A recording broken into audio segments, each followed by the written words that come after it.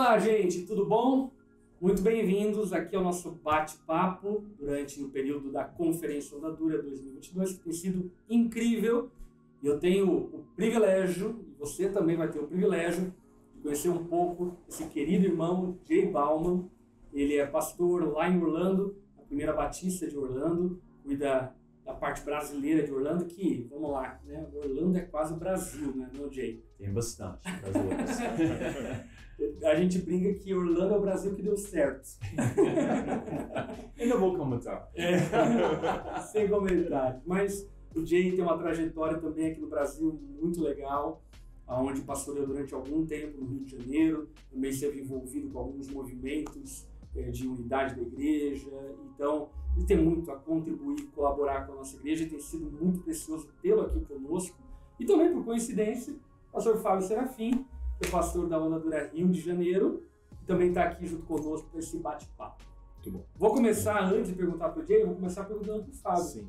Fábio, a partir daquilo que Deus usou a vida do Jay para nos ministrar, o que mais você salienta, o que mais te impressionou, te impactou, te abençoou?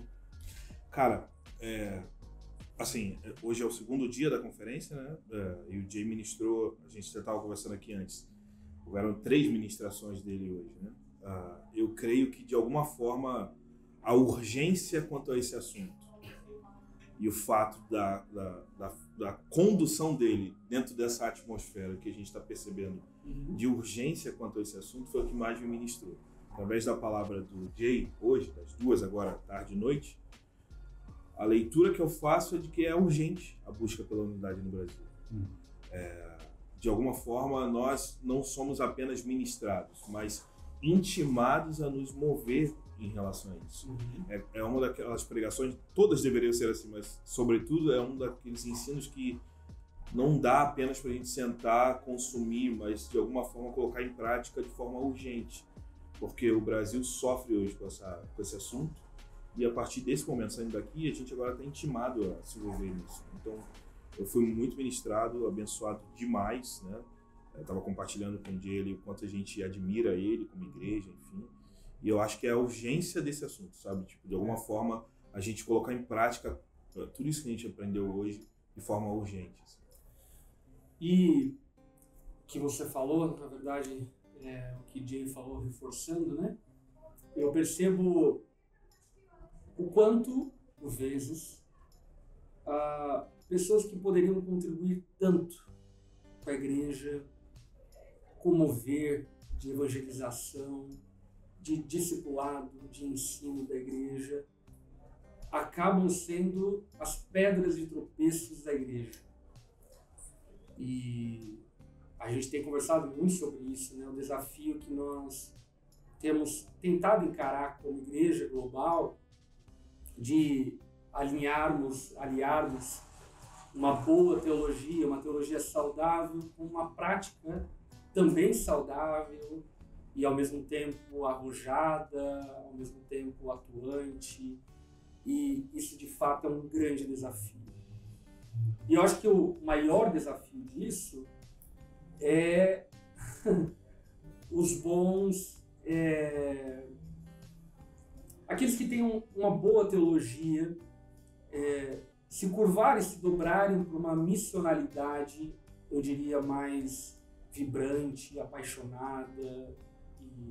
E de fato, quando a gente olha para a história do protestantismo nos Estados Unidos, a gente percebe que podemos cometer os mesmos erros que os Estados Unidos já cometeu no passado, e que acredito que você, compreendendo ainda mais a cultura americana e sendo inserido dentro da realidade da igreja americana como um todo, consegue perceber alguns movimentos que nós, como nação, podemos fazer diferente, não repetir os erros que a igreja americana cometeu ou tem cometido.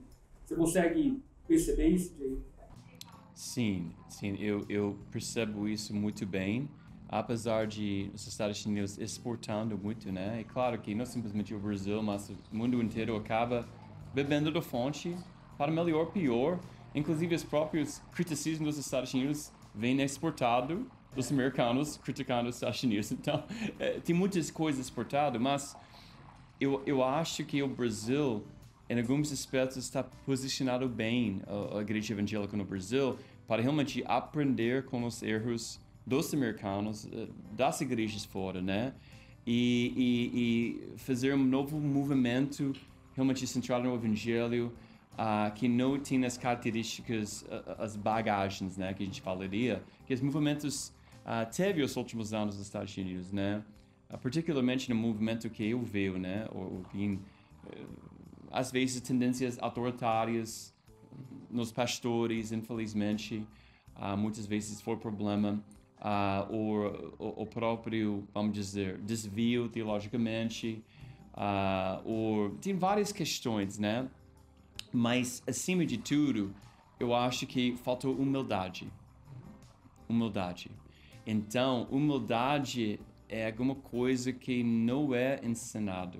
Humildade é uma coisa que a gente experimenta com Deus, com o conhecimento da nossa pecaminosidade, né? E a grandeza de Deus, né? Então, quanto mais Deus é grande em nossos corações, nosso visto, quanto mais humilde, quanto mais, vamos dizer, percepção nós temos dos nossos pecados, né?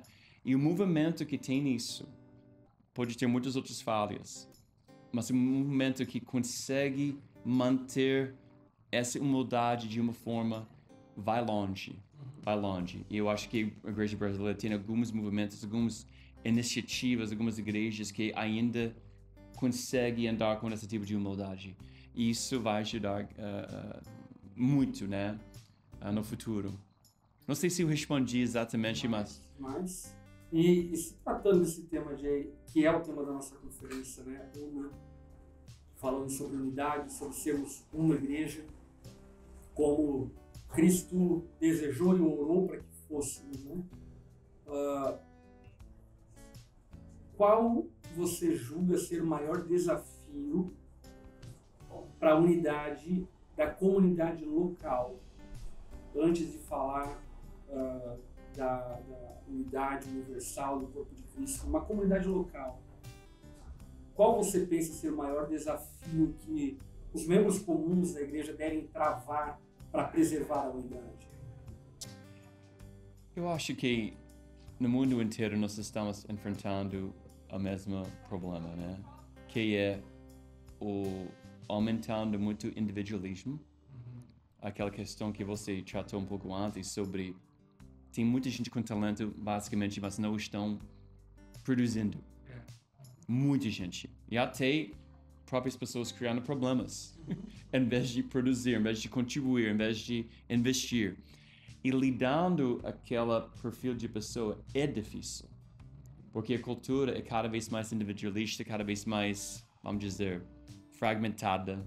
Então, eles gostam de um cara que eles vão seguir no Instagram, ou um pregador que eles gostam em particular, ou um movimento, ou alguma coisa que nem sempre é como era, né? Centrado numa igreja, com todo mundo em comunhão. Então, eles seguem pessoas que nem conhecem eles, que nem conseguem investir nas vidas deles.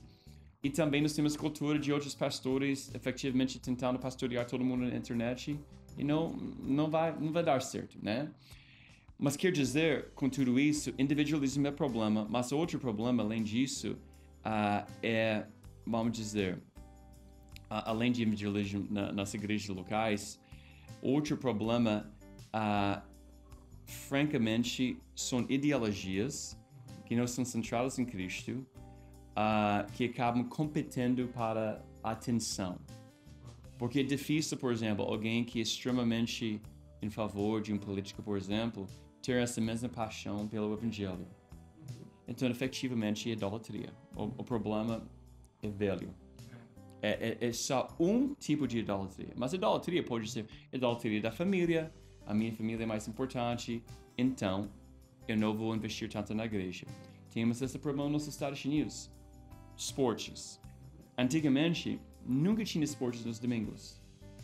Agora, 8 anos, 10 anos, 13 anos, tem equipes de esportes viajando já, traveling teams, indo para outras cidades, meninas de 8 anos jogando vôlei, domingos, e os pais pensando que é bom para os filhos estar envolvidos em esportes, não estão na igreja.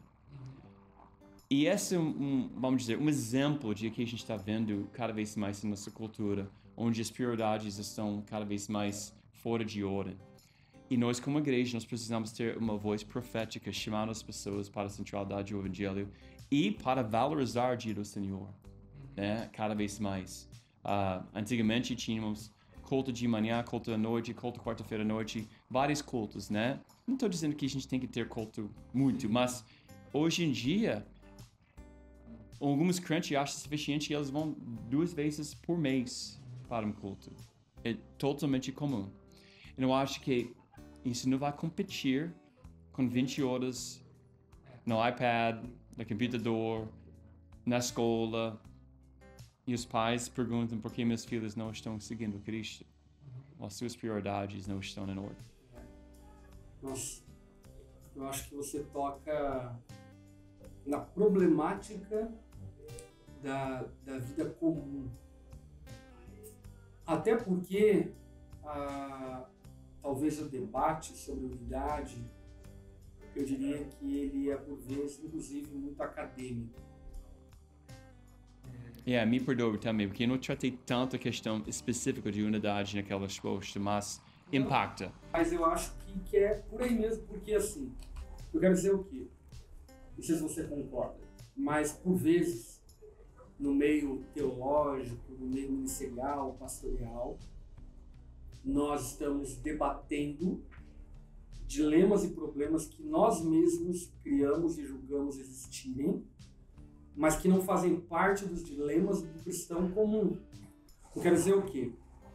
Pastores estão brigando por causa de diferentes confissões doutrinárias, por exemplo, mas enquanto seus membros vivem a falta da unidade porque nem estão congregando na igreja. Ou seja, então, o problema é muito mais primário da ausência da unidade do que tão, eu diria, rebuscado quanto nós, por vezes, acabamos pensando ser. Eu acho que existe um abismo entre aqueles que têm pensado igreja e a igreja. E esse abismo, eu associo ele, inclusive, a um abismo que a gente percebe também, por exemplo, no mundo político. Os comentaristas políticos e o povo parece que estão falando 2 coisas diferentes uma da outra. Enquanto o comentarista político está comentando a política ou a economia sobre coisas tão rebuscadas, o povo está em outros dilemas, está em outras demandas. Portanto, concordo plenamente. Ainda... Não para te interromper, mas por isso até seu próprio livro é importante, porque você trata essa questão de cristão comum, porque hoje em dia falta até conhecimento do básico, entendeu? E você acaba tratando uma questão de... Cara, é bem interessante isso. Eu tô refletindo quanto ao fato de que o chamado de Cristo para a sua igreja é que de fato seja uma família, né? Essa relação, esse comparativo, ele é maravilhoso. Porque na família vai ter essas questões de desavenças, de desentendimento, mas a ideia é que a gente sente a mesa, né? Hoje a gente estava falando sobre concílios, que a gente sente para conciliar. E talvez esse seja um processo mais elementar da vida cristã, é da gente caminhar junto. Atos 2 é o exemplo disso, é a forma como a igreja conseguia imprimir a sua fé cristã sentando junto, comendo junto, vivendo junto. E mesmo que tivessem desavenças, como Paulo, por exemplo, com Pedro, enfim, mas em algum momento você consegue perceber que o projeto de Deus é que a gente vive em família. E talvez isso seja o mais elementar, quando na verdade talvez a gente esteja lidando com o fato de uma igreja que está discutindo questões secundárias, como a gente está falando, e o cristão comum, elementar, na estrutura da comunidade que Jesus espera, há uma anomalia, vamos dizer assim. Quer ver como isso é muito prático? Gabinete pastoral é gabinete pastoral, né? É outro mundo, enfim. E algum tempo atrás eu fui atender uma igreja, um membro da nossa igreja, que chegou até mim relatando que ele estava preocupado com a igreja, porque ele havia ouvido alguém dizendo que nós éramos dispensacionalistas, coisa tal, que não somos. Mas ele ouviu alguém dizendo e falou, enfim, isso preocupou ele. E aí eu questionei ele, perguntei, você sabe o que é dispensacionalismo? Ele falou, não sei. Ou seja, eu quero dizer o quê? Alguém do mundo acadêmico colocou uma minhoca na cabeça de um crente comum, potencialmente se tornando uma pedra de tropeço para esse crente comum, tão desastrosa ao ponto de ele abandonar uma igreja saudável, que ele está conectado, sendo pastoreado, sendo servido, discipulado, e talvez nunca mais botar o pé numa igreja por causa que a igreja é dispensacionalista, entendeu? Well, eu diria que, eu não estou dizendo que isso é diabólico, mas a trajetória disso é diabólico. Porque o que você está fazendo, você está criando divisão, semeando divisão, e você está efetivamente fazendo alguma coisa bem interessante e ruim, né?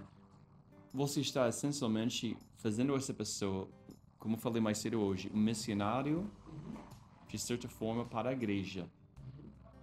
E ele não tem conceito de o que significa ser família, ou até ser missionário para o mundo, né? E ele, então, cara, nós temos pessoas, claro que a igreja sempre está se reformando, a igreja precisa se corrigir e tal, mas nem todo mundo tem esse papel. E claramente na mídia social ninguém tem noção. Entendeu? Se eu quiser ouvir a teologia pública, eu vou ouvir um Guilherme de Carvalho, porque ele é brilhante nesta área. Eu vou ouvir um Pedro, eu vou ouvir um Igor Miguel, em alguns aspectos. Eu vou ouvir o Jonas Madureira, ou outro. Cada um tem outros também, que não estou nomeando aqui, né? Mas o ponto é, eu não vou ouvir pessoa que ouviu isso de outra pessoa e acaba julgando, sabe? Nós precisamos entender que nem todo mundo é teólogo público e nem tem conhecimento sobre como o evangelho deve interagir com a cultura, deve interagir com a política, deve interagir. Então, nós, e particularmente você, tem muito conhecimento. Mas mesmo assim, a gente sabe que tem gente muito... E a gente...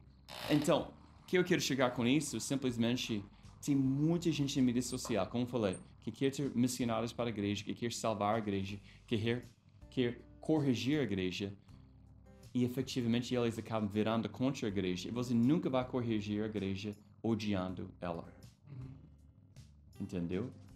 Viram contra a igreja. Uma igreja em particular, ou a instituição. E hoje em dia nós temos um monte de ex-evangélicos, né, no nosso país. Inclusive, ex-evangélicos líderes que estão liderando esses ex-evangélicos. E todo mundo está... É só uma orgia, francamente, uma orgia de gente frustrada com a igreja que foi semeado, particularmente com pessoas sobre muitas vezes coisas pequenas. Obviamente, alguns sofreram, vítimas de abuso, outras coisas, em alguns casos. Mas a maioria não é assim.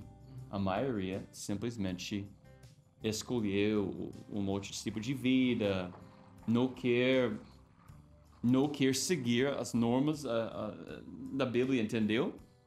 Então é complicado essa época, né? Não sei se isso contribui. E na verdade, a gente abriu aqui uma caixa de Pandora, né? Porque é um assunto que dá roupa para manga, acho que tem muitos contornos. O aspecto filosófico que você abordou do nosso tempo, do individualismo patológico que a nossa sociedade vive, sem sombra de dúvida, é um protagonista dos motivos de divisão, sempre, na igreja. Você observa, por exemplo, o apóstolo Paulo tratando a igreja de Filipos e tratando com pessoas que buscavam seus próprios interesses. E esse dilema de Paulo para os Filipos continua sendo o dilema da igreja dos nossos dias e vai continuar sendo o dilema da igreja de amanhã. E o grande desafio disso tudo é como nós, enquanto pastores, líderes, ou até crentes piedosos, né? Como nós podemos ser cooperadores da unidade da igreja. Eu professo essa frase que diz assim: nós não geramos unidade, mas nós somos responsáveis por proteger a unidade. Quem gera unidade é o Espírito Santo. Quem me conectou ao Jay foi o Espírito Santo. Não fui eu, não foi ninguém. Deus os conectou. Aliás, de uma forma bem inusitada. Eu lembro a primeira vez que nós conversamos lá no Rio de Janeiro, o Fábio falou: o Jay tá aí e tal. Enfim, eu não conhecia muito, a gente foi, conversamos, gostei muito de você, passei a te acompanhar um pouco e ver o que você faz, enfim. Tivemos a oportunidade de tomar um café da manhã em Orlando, ainda esse ano. Você está aqui e parece que nos conhecemos há muitos anos. E o que é isso? Isso é um milagre que é o Espírito Santo que produz. É verdade. Não é natural, isso é sobrenatural. Agora, isso foi o Espírito Santo que gerou. Mas o nosso papel é proteger isso que o Espírito Santo gerou. E aí eu faço a pergunta para você, Jay. Como você acha que, como pastores e crentes piedosos, nós podemos proteger a unidade da igreja? Bom, eu diria que eu sei que parece uma resposta de Sunday School, né? De escola bíblica de férias, escola bíblica, né? Mas acima de tudo, oração. Eu acho que a oração é crucial, verdadeiramente, porque tem questões que só o Espírito Santo consegue resolver. Tem questões que quanto mais a gente fala, pior fica a situação, né? Então eu diria oração na primeira coisa. A segunda coisa, claro, praticando disciplina no contexto da igreja. Vivemos num momento onde não é tão popular fazer isso. Claro que em algumas igrejas eles abusaram desse conceito, então o pêndulo pode vir na outra direção de pode tudo. Então, exatamente. Então, não é fácil, mas isso é importante. É importante perceber cedo os problemas, né, que poderiam surgir. Mas eu acho quando o povo está orando junto, cara, eu vi muitas igrejas que parecem bagunçadas. Eu cheguei em muitas igrejas e, cara, como essa igreja funciona? Você já viu alguma coisa assim? Pregou, tá num lugar, é totalmente bagunça, mas o Espírito Santo está presente. Porque o povo tem aquelas mulheres ou velhas mulheres que estão orando durante a semana, ou aquele grupo de homens, e você acaba vendo, cara, Deus está unindo o povo naquele contexto por causa das orações. Isso é maravilhoso. E eu concordo 1000%. Inclusive, falo muito isso com os pastores da nossa igreja, o quanto já fui ministrado a respeito disso. De ir para contextos que, inclusive, teologicamente, para mim, beiram quase que a não-irmandade cristã, mas perceber um amor fraterno, um amor por Jesus, um amor uns pelos outros que me constrange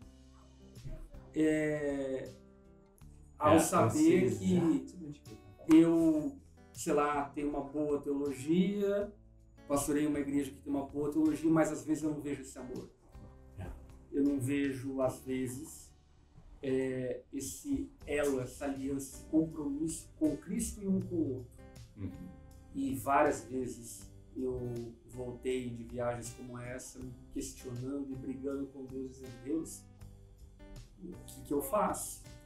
E aí eu percebo que, na verdade, a resposta é a resposta bíblica, e ainda que seja a resposta da escola bíblica de férias, de fato é essa resposta, é a oração. A oração, ela é aquilo que guarda a igreja. aquilo que protege os corações, aquilo que antecipa os problemas para que eles não surjam. Sim. Tem um livreto antigo que nós lemos muito na nossa igreja, que se chama Porque Tarde o Pleno Avivamento. Não sei se você já leu esse livro. E basicamente esse livreto fala a respeito da oração e da negligência da oração na igreja.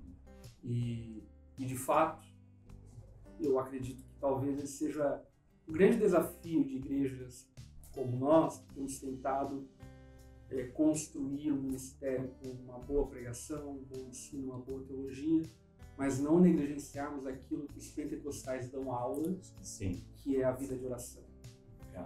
E acredito que essa mistura, essa química de uma boa teologia, de uma vida piedosa de oração, quebrantamento na presença de Deus, ela é poderosa para fazer algo que a gente ainda, como geração, não vimos.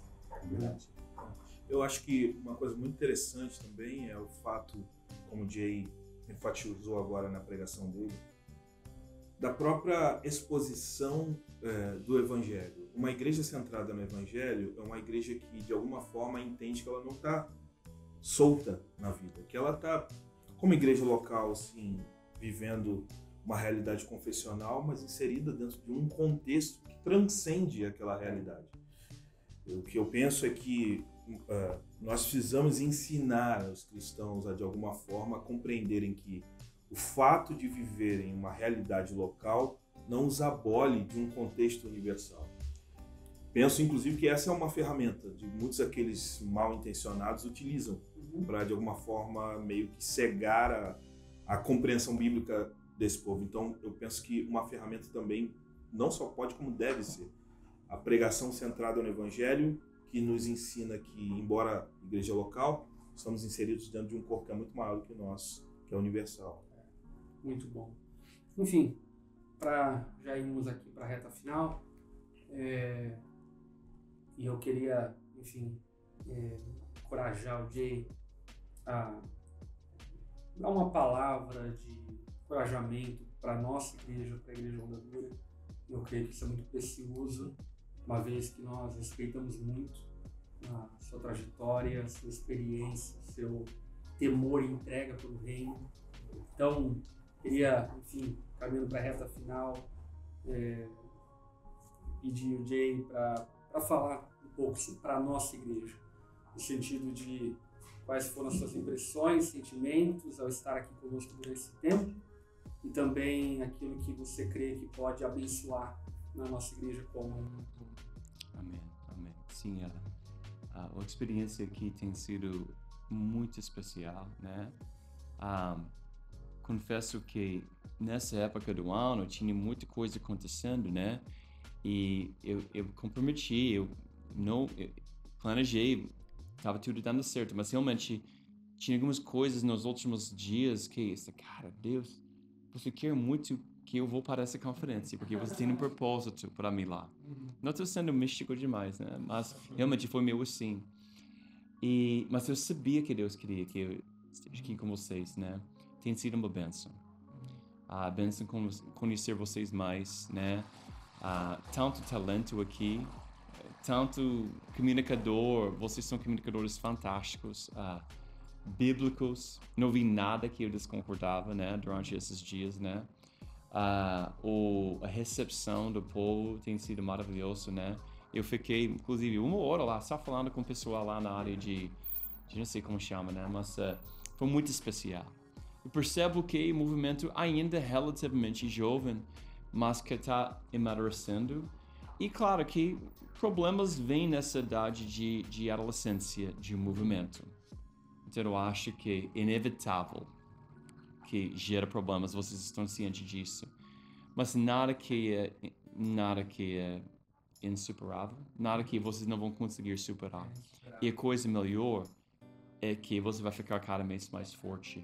Como um adolescente que vira um teenager, que vira um adulto, os músculos, a seriedade, a convicção, a inteligência, está crescendo cada vez mais nesse movimento, né?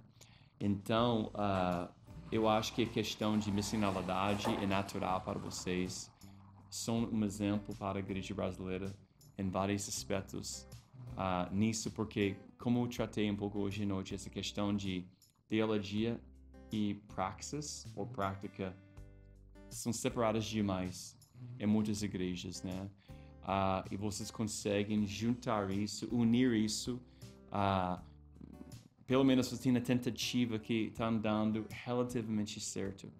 Dá para crescer, dá para ajustar, como falei, a cristologia deve informar nossa missiologia, eclesiologia, vocês vão amadurecendo cada vez mais nessas áreas. Mas eu vou dizer, Deus está on the move, né? Ele está usando vocês ricamente. Então, eu me considero um amigo do Ondadura, né? Posso abençoar vocês em outros meios, né, no futuro. E que Deus possa usar vocês para impactar outras nações, né? Com o Evangelho. Seja com um pequeno grupo, ou seja com uma igreja grande como vocês têm aqui. Amém. Amém. Foi um prazer enorme esse bate-papo, ter você aqui conosco nesses dias. Como eu falei publicamente ali, falo novamente, obrigado pela generosidade de estar conosco. Eu sei o quanto é difícil deixar sua casa, sua família, para servir o reino de Deus, mas eu tenho certeza que Deus ele há de te honrar duplamente por isso. E nós certamente fomos muito abençoados por ter você aqui. E de fato, como você bem disse, você tem amigos aqui, tem irmãos, e pode ter certeza que, enfim, temos ainda muitas coisas para viver juntos no reino de Deus. Muito obrigado, gente. Obrigado. Thank you, brother. Grato por vocês. Thank you, guys. Thank you. Bye, bye. Tchau, tchau, gente. Tchau.